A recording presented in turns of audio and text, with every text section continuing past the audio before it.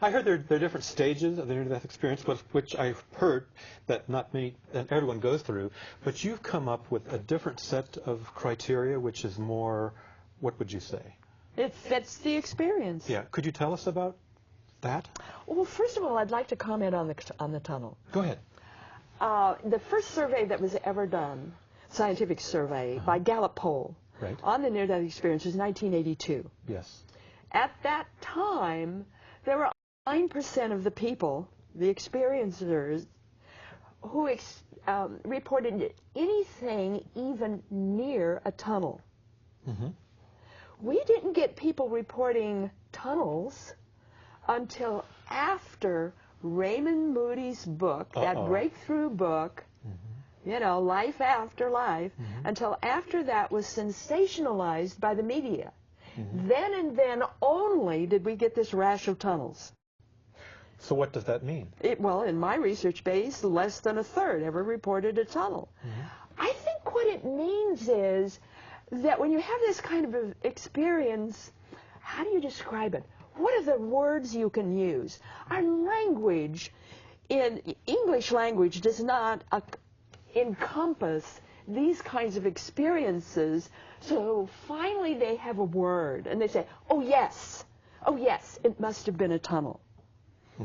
So we get more people reporting tunnels now, and if you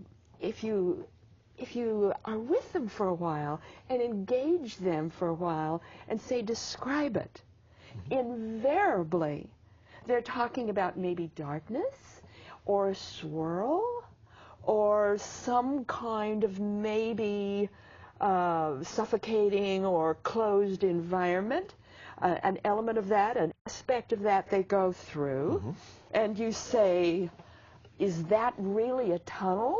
And they'll say, well, that's the only kind of word that I've heard that I'm using. So some of them, yes, tunnels, but the majority, no. The tunnel is not a signature feature of the near-death experience. The out-of-body experience is. Most people have that. When people report that they're out of their body, are they able to look down at themselves and see what they've got as a body in this other state? Very often. What do they tell you? What do they report? What do they describe it? They describe the body, yes. What does it look like? And it looks like what it looks like, but to them, it's like, oh, I'm down there, but yet I'm up here. But the body How can that be? But the body up here, what does that look like? The body that has left the body. Yes. Okay. For those that describe that, it seems more ephemeral, it seems more gaseous, it seems more, they call it spirit, or spirit-like. But it's not something that's particularly defined? Well, sometimes it's definable, sometimes it has features, sometimes it doesn't. Let's talk about your near-death experience. You've had 3. Oh, we're going to, okay. and I'd like to know how it changed you and what blew you away when you had the experience. Whole thing. Yeah, but be concise because I have to ask you some more questions. I'm being concise. Oh. The whole thing. All right. It was so, for me, it was so, again, you know, how do you find words? It was so awesome. That would be the word I would use. It was so awesome that I just can't place it in anything else.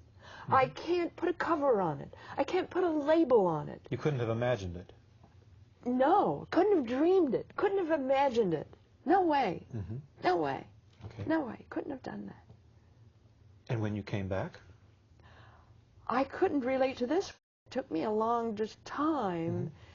It was almost as if I was still over there.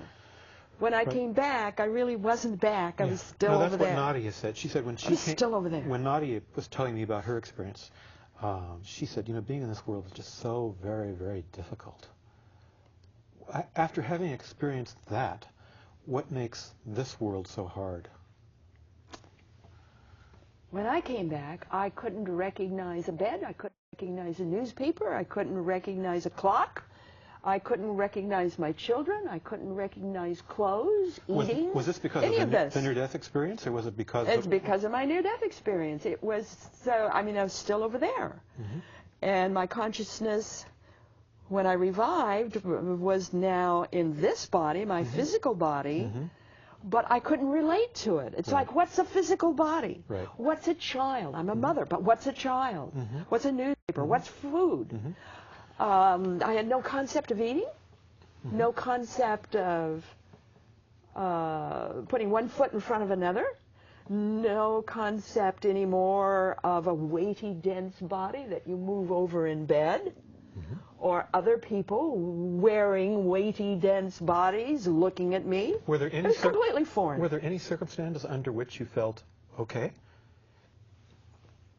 I was neither okay or not okay. Truly, in my case, I was lost between worlds. Right. And the only logical thought that got through to me, believe it or not, was money.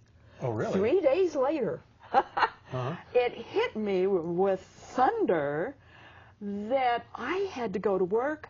My job was my only source of income, and I had to get up out of this bed and go to work. You know, we're in Silicon Valley, and we're surrounded by mathematicians, engineers, people working with computers. For me, it's pretty dull. No, it really is. And, and if I can imagine that some of these people who are involved in these things, if they haven't turned off the TV already, if they're still listening, they're thinking, well, now, come on, this is not logical. It doesn't follow a sequential pattern. After A, there's B, and then after, you know how it is. And in a way, they're kind of a squirrel on a treadmill. They have to keep referring back to what they know, and after a while, I think their world becomes narrower and narrower and narrower. The arts don't particularly flourish around here. Oh, really? Yeah, it's yeah. But how do you get through to these people? We don't want to be insulting, but... All you have to do is present the facts. Yeah. All you have to do is present the stories. Mm-hmm. They speak for themselves. Yeah. But, considering how they've been conditioned in their thinking, their conditioning has conditioned them out of accepting anything like this. Like some of my technical friends will tell me, that's illogical. Everything has to be logical at the beginning. It has to refer back to something that they know is provable.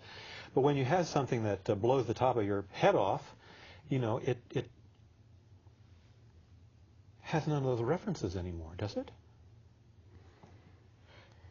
Maybe we should just go on. Again, it's just seeing those facts. Mm-hmm. Like, for instance, George Rodaniah, when he had his experience. Who? George Rodaniah. And part of his experience was getting into his wife's mind, he being a corpse in a freezer vault in a morgue, his wife with 2 young children picking out his gravesite and standing at the gravesite in her mind, going through the various men now that she might acquaint herself with and maybe date, because she now needed a father for her children. So she's going in her mind, naming them and going through their various attributes, pros and cons. He then, being in her mind, seeing everything she's seeing in the cemetery, hearing everything she's saying in her mind, viewing the various pictures she has in her mind. And when he finally revived at the end of 3 days, incredible story of George Rodaniah, I talk about it in Beyond the Light, talk about a stone-cold corpse. He certainly was that. And when he was able to talk again, he described to her, word for word, everything she had said, everything she had seen, everything she had done. And she was so freaked out and so shocked that she wouldn't have anything to do with him for a year after he came back. And her name is Nino. I interviewed Nino too. And I said to Nino, what's your feelings? What's your response to what happened to you.